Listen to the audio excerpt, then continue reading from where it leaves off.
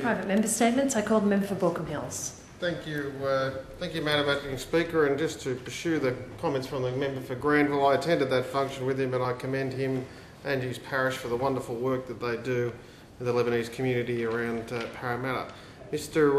Madam Acting Speaker, I rise today to make a private member statement about an issue very important to the people of my electorate, particularly those who have to live with and suffer the condition of epilepsy.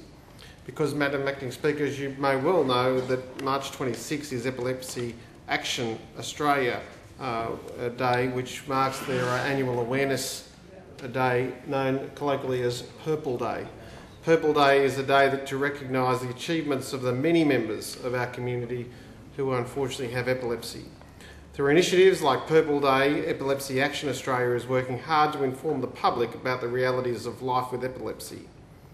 I wish to take this opportunity to commend and congratulate Epilepsy Action Australia for their efforts to dispel some of the myths about epilepsy which are current in our community. Many would be surprised to learn that epilepsy is the world's most common serious brain condition, with an estimated 50 million people currently with that condition, and in Australia alone, close to 500,000 people will be affected by epilepsy at some point during their lifetime. Sadly, due to social stigma and misconceptions associated with epilepsy, many people hide their condition. As a result, greater community awareness and understanding about epilepsy is crucial, as there is no reason for epilepsy to be kept a secret. Many great achievers have lived their lives with epilepsy, including Paul Wade, Hugo Weaving, Neil Young, Wally Lewis and Tony Gregg. And I might add on those list, Madam Acting Speaker, that those who are fans of ancient history would know that Caesar himself was a victim of epilepsy. Epilepsy need not keep anyone from leading a full and fruitful life, as you could see by those who have been touched by this condition. Some childhood epilepsies are outgrown, and more than 70% of people with epilepsy have become seizure-free with medication. The community needs to be aware that epilepsy is not necessarily an impediment to a successful or happy life.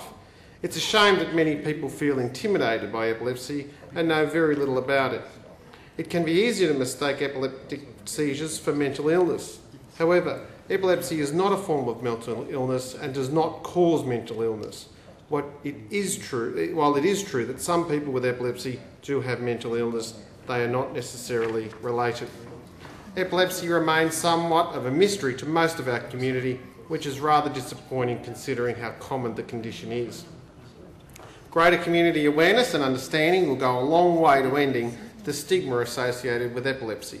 I would encourage people and members of this House to educate themselves about epilepsy by visiting Epilepsy Action Australia's website. I urge members to get the word out into the community that March 26, the first anniversary of the Coalition Government, is indeed also Purple Day for epilepsy awareness. Together we can raise the profile of this surprisingly common condition and set the record straight on epilepsy. Thank you, Madam Acting Speaker.